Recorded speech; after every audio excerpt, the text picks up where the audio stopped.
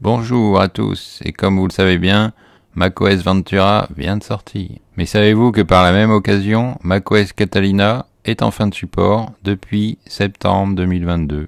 Paix à son âme. Si vous disposez d'un Mac avec Catalina installé dessus, vous avez donc un risque au niveau sécurité, car Apple ne fera plus de mise à jour de ce système d'exploitation. Il va donc falloir passer sur un macOS plus récent. Il y a actuellement 3 versions en vigueur: Big Sur, Monterey et Ventura. Encore faut-il que votre Mac soit compatible avec un de ces macOS. Pour Big Sur, voici les modèles compatibles. Cela varie entre 2013 et 2017 en fonction du Mac dont vous disposez. Mais sachez que la fin du support interviendra l'année prochaine, en septembre 2023. Et à ce moment-là, il faudra alors passer à un macOS plus récent comme Monterey. Celui-ci n'est compatible qu'avec des modèles plus récents d'iMac et de MacBook. Vous serez alors tranquille jusqu'en septembre 2024. Puis macOS Ventura. Celui-ci n'est compatible qu'avec des modèles de Mac beaucoup plus récents, c'est-à-dire entre 2017 et 2022. Les modèles 2014, 2015, 2016 passent donc tous à la trappe. Avec celui-ci, vous serez tranquille jusqu'en septembre 2025. Mais d'ici là, un autre macOS sera sorti l'année prochaine. En bref, si vous achetez un Mac neuf ou bien d'occasion et que vous voulez être tranquille pendant encore quelques années, veillez à bien choisir une des configurations présentées ici si vous voulez être tranquille pendant encore au moins 3 ans. Chaque année, Apple met à jour son système d'exploitation et sort une nouvelle version de macOS. Mais également chaque année, une nouvelle version devient obsolète. Et si vous continuez à l'utiliser, il y a alors un réel risque au niveau faille de sécurité.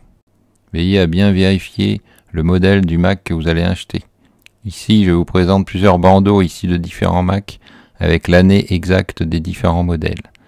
Lors d'un achat d'un Mac neuf, vous pouvez vous fier à ce qui est inscrit derrière la boîte. Par contre, lorsque vous achetez un Mac d'occasion, veillez à bien avoir une capture d'écran de ce qui est inscrit au niveau du macOS actuel, car l'année du modèle est très importante, et un vendeur peut très bien se tromper entre la date du modèle et la date d'achat du Mac.